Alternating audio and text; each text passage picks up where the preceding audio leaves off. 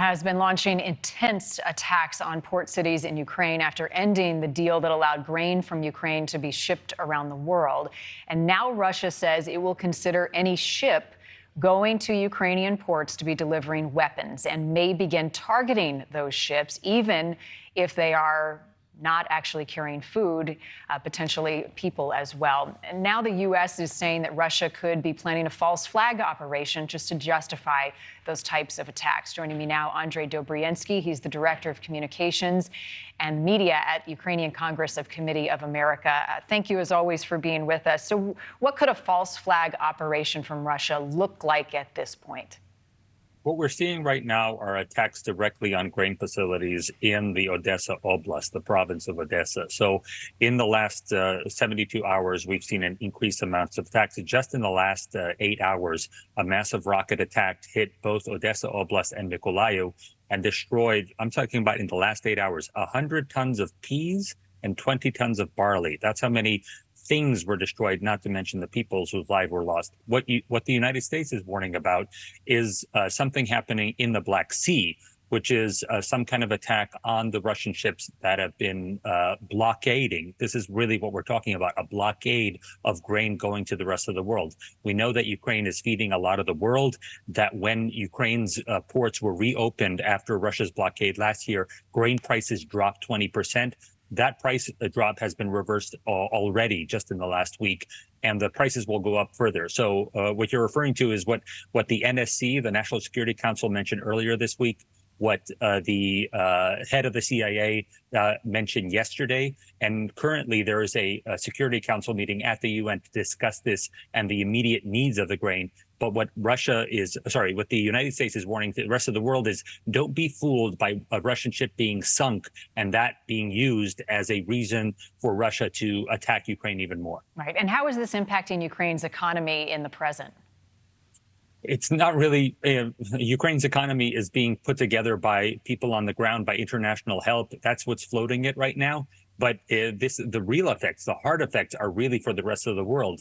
That's why, just in the last 15 minutes, I was listening into my ear on the Security Council. You heard countries like Mozambique, you heard countries like Ghana, countries in sub-Sahara Africa really rely on grain prices to be in a certain point to make sure that their society can function. We know that directly that grain comes to North Africa, to countries in Middle East and South Asia, and feeds people directly. So there's a big spiral effect that can happen, a domino effect, not just in terms of the countries that get the grain directly and are able to have that on the market, but also the price, the worldwide price of grain that is affected by this blockade. Yeah, the global implications of this, Andrij, are great. The other thing that I want to talk to you about is the U.S. has supplied cluster bombs to Ukraine. It sparked a lot of conversation and debate.